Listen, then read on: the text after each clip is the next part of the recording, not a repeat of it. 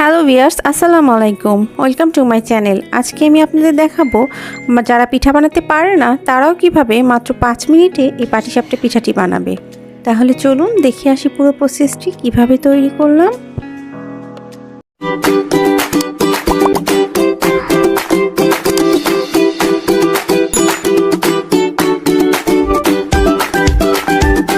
এখানে আমি একটা পাত্রে 2 কাপ মতো লিকুইড গরুর দুধ জাল করে নিয়েছি। আমি কিছুটা গাঢ় করে নিয়েছি জাল করে।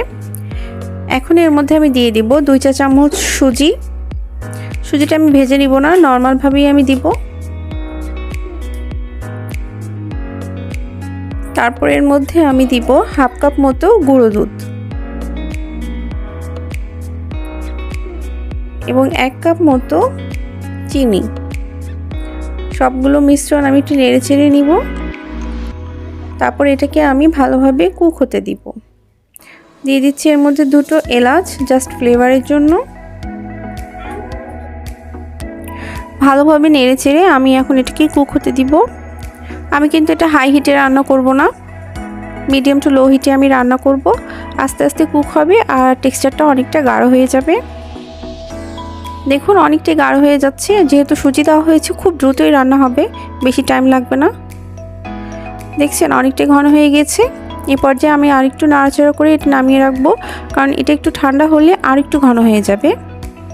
এখানে আমি একটা বাটি নিয়ে নিচ্ছি আমি এখানে 1.5 কাপ মতো চালের গুঁড়া,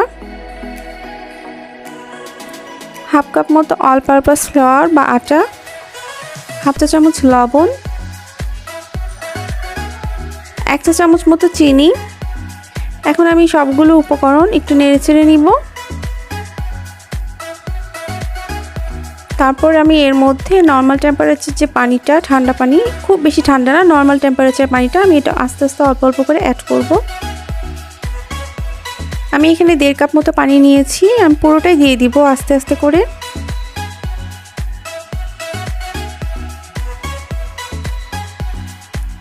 এভাবে আপনারা ভালোভাবে মিশিয়ে নেবেন যাতে ভিতরে কোনো প্রকার দলা না থাকে। একবারে পানিটা দিবেন না, এভাবে অল্প অল্প করেই মিশিয়ে নেবেন। দেখুন আমি এভাবে ঘুরিয়ে ঘুরিয়ে অল্প অল্প করে মিশিয়ে নিচ্ছি। আপনাদের দেখাচ্ছি বেটারটা কতটা থিকনেস হয়েছে। ঠিক বেটারটাকে এভাবে ভালোভাবে ফেটিয়ে নিব। দেখুন বেটারটা ঠিক এরকম হবে।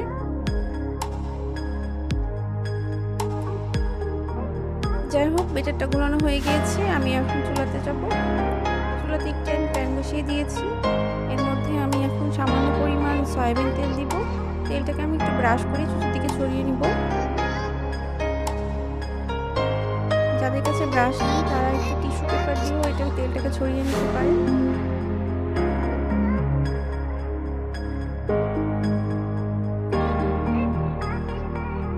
এখন এর মধ্যে আমি দিয়ে দিব সেই বেটারটা 1 চামচ। দেওয়ার আগে কিন্তু আবার একটু চামচ দিয়ে নেড়ে গুলিয়ে নিয়ে তারপর দিবেন। তারপর এইভাবে দেওয়ার পর খুব দ্রুত বেটারটাকে এভাবে একটু তাওয়াটা একটু ঘুরিয়ে ফিরিয়ে জাস্ট একটু ছড়িয়ে নিব। তারপর একটু অপেক্ষা করব উপরটা হয়ে গেলে। দেখুন উপরটা হয়ে গিয়েছে। এখন এর উপরে আমি সেই আমার তৈরি করা ক্রিমি টেক্সচারটা সেটা আমি দিয়ে দিব। এভাবে দিয়ে দেওয়ার পরে জাস্ট এভাবে উঠিয়ে নিব। তারপরে আমি আরেকটা ভাবে করে দেখাচ্ছি। এভাবে তেলটাকে ছড়িয়ে নেব। দেখুন আমি এখানে 1 চামচ বেটা দিয়ে দিলাম। জাস্ট এই যে প্যানটাকে এভাবে ঘুরিয়ে নিলাম, হয়ে গেল। এখন এটাকে একটু রেখে দিব। উপরেরটা হওয়া পর্যন্ত একটু অপেক্ষা করব। দেখুন তাই হয়ে গিয়েছে। এখন এর উপরে আমি সেই ক্রিমি টেক্সচারটা আবার দিয়ে দিব। অল্প অল্প করে আমি আবার সেই ক্রিমি টেক্সচারটা দিয়ে দিব ভিতরে। তারপর আমি এটাকে জাস্ট এভাবে একটু উল্টিয়ে জাস্ট এটাকে র্যাপ করে নিব।